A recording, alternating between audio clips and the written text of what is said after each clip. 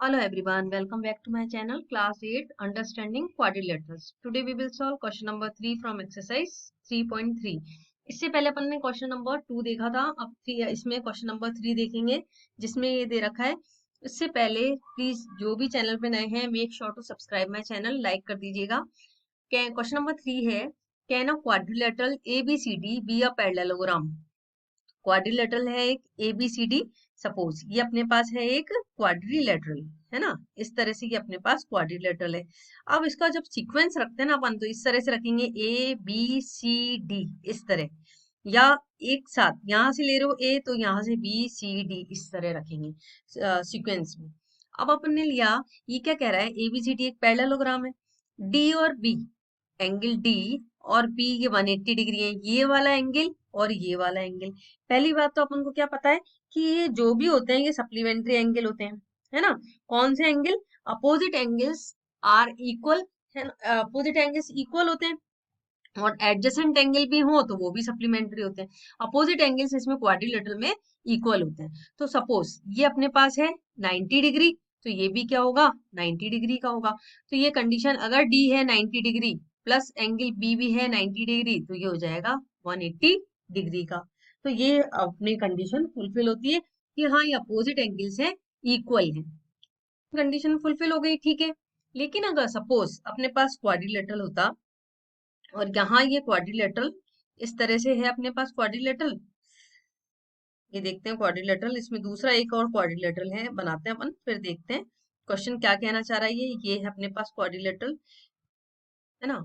अब ये है एंगल, ये सपोज अपने पास है 120 डिग्री और ये है 60 डिग्री, तो ये फुलफिल तो हो गई condition, opposite angles are equal, opposite angles are 180 degree, इनका टोटल क्या आया 180 डिग्री। लेकिन 180 डिग्री तो आया, यहाँ पे एंगल जो डी है, एंगल डी और ये एंगल बी है, यहाँ पे अपोजिट एंगल्स क्वाड्रिलेटरल की एक चीज फुलफिल नहीं हो रही, मतलब पैरेललोग्राम की क्या प्रॉपर्टी है, अपोजिट एंगल्स आर इक्वल, लेकिन यहाँ पर फुलफिल नहीं हो रही, तो यहाँ एंगल छोटा है और ये एंगल बड़ा है, इसलिए अपन लिखेंगे मे बी, और सबसे पहले तो इसका एक आंसर लिखेंगे, यस होगा तो सही, नो बाद में लिखते हैं, बिकॉज इन अ पैरेललोग्राम, इस तरह से भी लिख सकते हैं पैरेललोग्राम को। पैरेललोग्राम में क्या होता है, opposite angles are equal, opposite angles are equal and, और अगर एडजेसेंट एंगल्स हैं वो भी सप्लीमेंट्री हैं, तो यहाँ पे अपोजिट एंगल्स आर इक्वल, अगर ये होता है ये तो ये हो गया, तो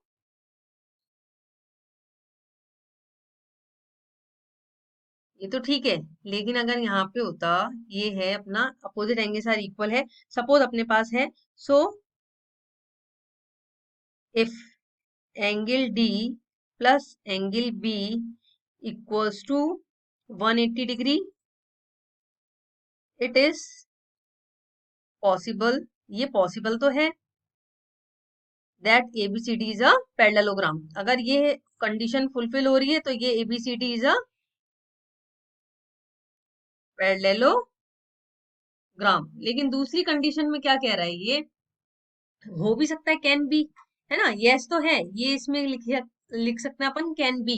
और सेकंड कंडीशन जो ली है अपन ने, अपोजिट एंगल्स आर इक्वल, तो वो कंडीशन फुलफिल नहीं हो रही, तब अपन इसमें दूसरे पॉइंट पे आंसर बी इसका क्या लिख सकते हैं, सेकंड आंसर, कि भाई क्या इसमें नहीं फुलफिल हो रही, इसलिए अपन इसको लिख देंगे but need not be, but need not be, क्योंकि जरूरी नहीं है कि ऐसा हो ही, ठीक है ना, ऐसा भी कंडीशन फुलफिल नहीं हो सकती फिर।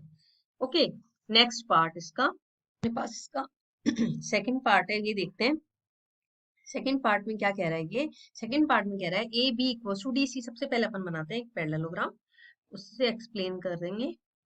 हाँ, एक बनाया अपन ने पैरेललोग्राम,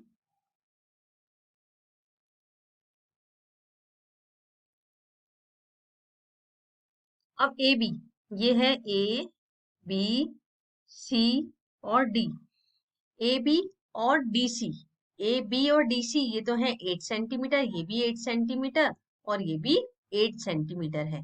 अब इन्होंने कहा BC कितना है 4.4 सेंटीमीटर। AD पहले AD है 4 सेंटीमीटर, इसको कर लो अपन 4 सेंटीमीटर, सपोज ये थोड़ा बड़ा बन गया, कोई बात नहीं, ये है 4.4 सेंटीमीटर। तो अपन को इसमें दिख रही है एंगल्स, तो कि कौन सा एंगल कौन सा इक्वल है और कौन सा नहीं है। तो अपन सबसे पहले देखते हैं कि ये तो इक्वल है, ये वाला और ये वाला इक्वल है, लेकिन ये और ये है लाइंस, ये अपोजिट साइड्स आर इक्वल। ये साइड्स तो इक्वल है AB और DC, लेकिन AD और BC साइड्स हैं वो इक्वल नहीं है। तो क्या लिखेंगे, इसका आंसर होगा no, because in a parallelogram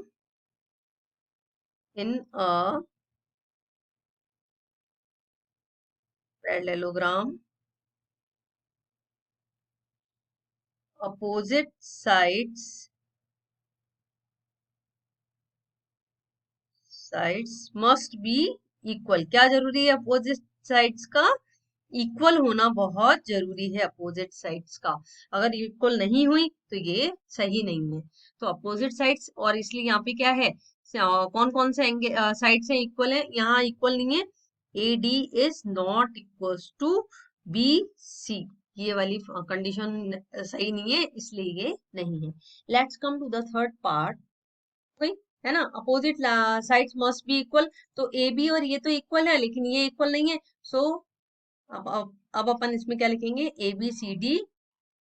ABCD can not be a parallelogram, can not be a parallelogram, ये इसका करेक्ट आंसर।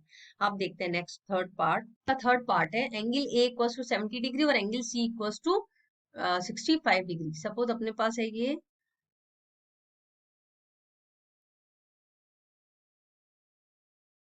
एक सेकेंड, ये बनाते हैं अपन इसको, पहले पैरेललोग्राम बनाते हैं फिर देखते हैं इसका।